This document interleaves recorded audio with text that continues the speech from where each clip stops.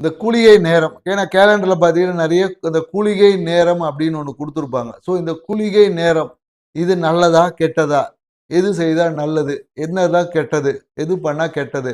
என்பத பத்தி தான் நம்ம ஏன்னா காலத்த நம்ம புரிஞ்சுக்கிட்டா போதும். நமக்கு தேவையான நன்மை, தீமைகளை நாமளே வழிவகுத்துக்க முடியும். ஏன்னா கிரகங்கள் எந்த நல்லதையும் பண்ணாது, எந்த கெட்டதையும் குடுப்பதில்லை.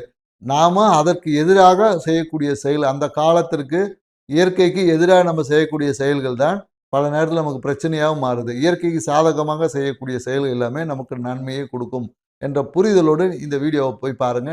இந்த வீடியோவ கொஞ்சம் டீட்டெயில் முழுசா கொஞ்சம் டைம் எடுத்து பாருங்க. இந்த விஷயம் உங்க வாழ்க்கைய திருப்பி பார்க்கக்கூடிய ஒரு விஷயமா இருக்கும். உங்க வாழ்க்கையை சரியாக்கி சீர்பணிக்கக்கூடிய ஒரு நிகழ்வா கூட இந்த விஷயம் இருக்கு. ஏற்கனவே ராகு காலத்த பத்தின விஷயத்தையும், யமகண்டம் பத்தின விஷயத்தையும் டீட்டெயிலா எங்க சேனல்ல வீடியோ போட்டிருக்கோம். போய் பார்த்து பயன்பெறுங்க.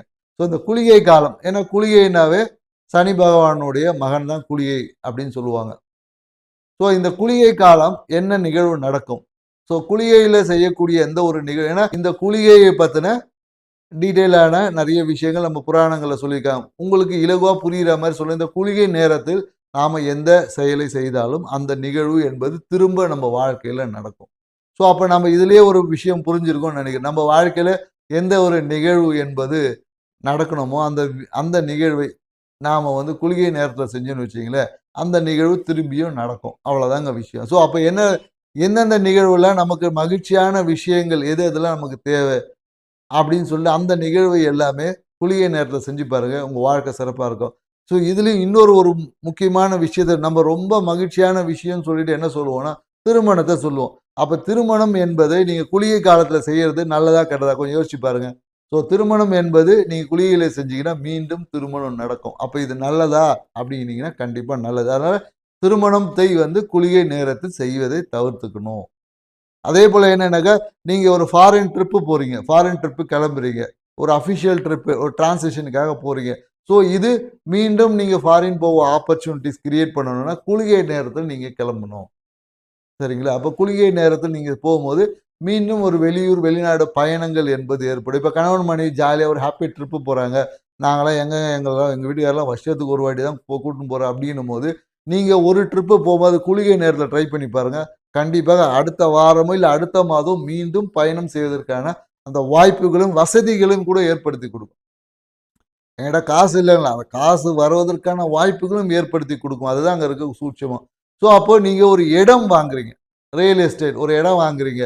இடம் வாங்கும்போது அது குளிகை நேரத்தில வாங்குறீங்கன்னு வச்சுக்கங்களேன், அந்த நேரம் என்ன பண்ணும், மீண்டும் ஒரு இடத்தை வாங்குவதற்கான ஒரு வாய்ப்பை ஏற்படுத்தி குடுக்கும். அதேபோல கிரகப்பிரவேசம் பண்றீங்க. இதுவும் மீண்டும் ஒரு வாய்ப்பை கிரகப்பிரவேசம் பண்ணி வீடு கட்டி கிரகப்பிரவேசம் பண்ணுவதற்கான ஒரு வாய்ப்பை ஏற்படுத்தி குடுக்கும். ஸோ, இந்த மாரியான அப்போ பொருட்கள் நல்ல ஒரு ஃபோன் வாங்குறீங்க. அப்ப என்ன பண்ணும், ஒரு ஃபோன் வாங்கி கடன் வாங்குனீங்க. கடன் வாங்கி ஒரு ஃபோன் வாங்குறீங்க. அப்ப என்ன பண்ணும், மீண்டும் கடன் வாங்க தான் தூண்டும். அப்ப இது நல்லதா, கெட்டதா என்பதை நீங்க தான் புரிஞ்சுக்கணும். ஸோ அப்ப கேஷ் குடுத்து வாங்கக்கூடிய விஷயங்களில் குளிகை நேரத்தில் செய்யலாம். அப்ப என்னன்னாக்கா, மீண்டும் ஒரு ஃபோன் வாங்குனோம்னா, ஒண்ணு அந்த ஃபோன் உடையும். இல்ல ஏதாவது பிரச்சனை வரணும் இல்லையா? அப்பதான் நம்ம இன்னொரு ஃபோன் சும்மாவே இன்னொரு ஃபோன் வாங்குவாங்களா?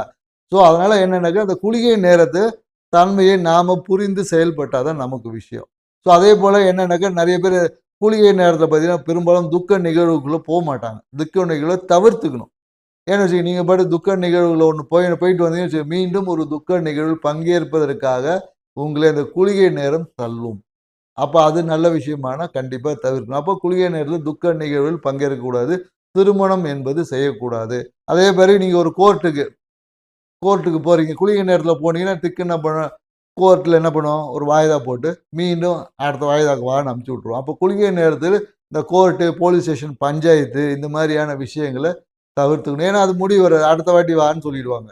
ஸோ, அப்ப என்னன்னாக்கா, அந்த நேரத்தில தான் நம்ம என்ன பண்ணணும், சூட்சமா யமகண்ட நேரத்தில போனீங்கன்னா, டக்குன்னு அங்க ஒரு முடிவுக்கு வந்துரும்.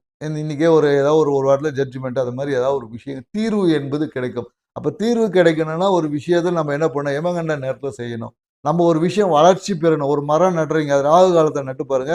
அந்த மரம் மிகப்பெரிய ஒரு மரமா வளரும். அதே கேது பகவான் இருக்கக்கூடிய விஷயத்துல மரம் நட்டீங்கன்னு வச்சுக்கங்களேன், அந்த மரம் வளரக்கூட வளராது. அப்படியே கூட கருகி போறதுக்கு வாய்ப்புகள் இருக்கு.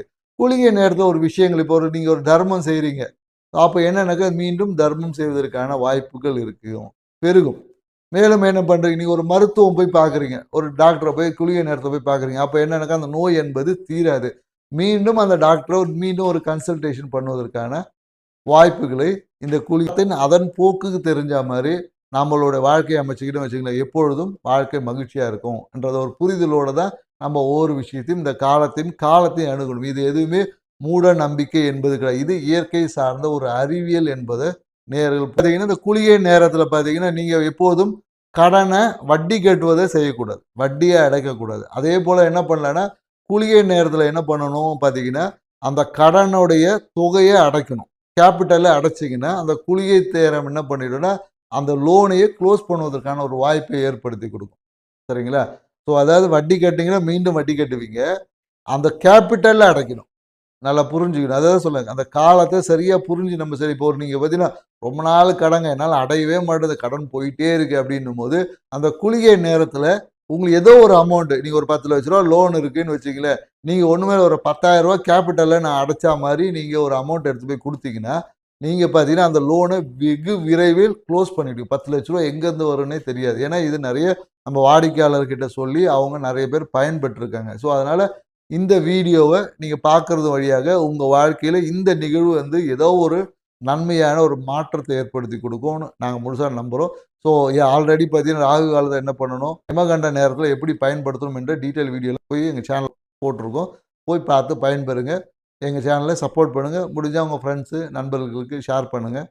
உங்களோட வேல்யூபிள் கமெண்ட்ஸ போடுங்க. உங்களுக்கு இது சார்ந்த விஷயங்கள் ஏதாவது கேள்விகள் இருந்துச்சுனாலும், உங்களோட கமெண்ட் பாக்ஸ்ல போடுங்க. அதுக்கு நாங்க சரியான பதில் அளிப்போம். நன்றி. வணக்கம்.